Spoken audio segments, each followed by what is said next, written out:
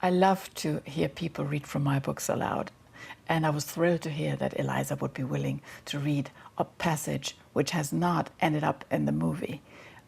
It is from the end of the book, so if you don't want to know what happens, close your ears now. Hello, I'm Eliza Bennett and I play Meggie in Inkheart. I would love to share with you one of my favourite passages that didn't get put into the film. Eleanor did a great deal of buying over the next few weeks. She brought books. She travelled all over Europe in search of them. Darius was always with her, and sometimes Mo went with them too. But Meggie stayed in the big house with her mother. They would sit together at the window, looking out of the garden where the fairies were building themselves nests, gently glowing globes that hung among the branches of the trees. The glass men and women settled into Eleanor's attic, and the trolls dug caves among the big old trees which grew in abundance in Eleanor's garden. She told them all that, if possible, they should never leave her property, warning them urgently of the dangers of the world beyond the hedges that enclosed it. But soon the fairies were flying down to the lake by night, the trolls were walking along its bank and stealing into the sleeping villages, and the little glass people would disappear into the tall grass that's covered the slopes of the mountains. Don't worry too much, said Mo whenever Eleanor bewailed their stupidity. After all, the world they came from wasn't without its dangers. But it was different, cried Eleanor. There were no cars. Suppose the fairies fly into a windscreen. And there was no hunters with rifles shooting at anything that moves, just for the fun of it. By now, Eleanor knew everything about the world of Inkheart. Meggie's mother had needed a great deal of paper to write down her memories of it.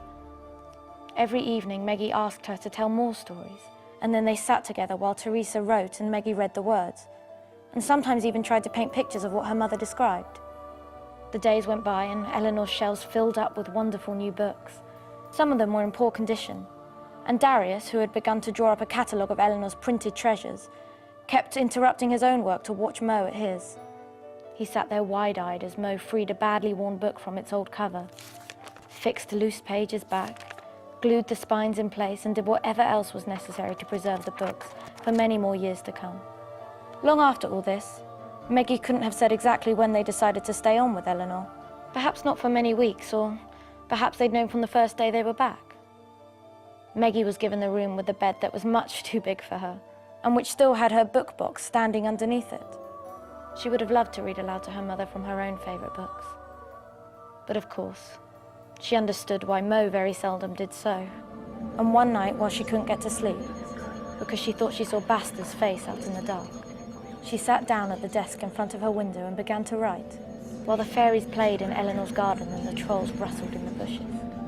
But Meggie had a plan. She wanted to learn to make up stories like Fenolio. She wanted to learn to fish for words so that she could read aloud to her mother, without worrying about who might come out of the stories and look at her with homesick eyes.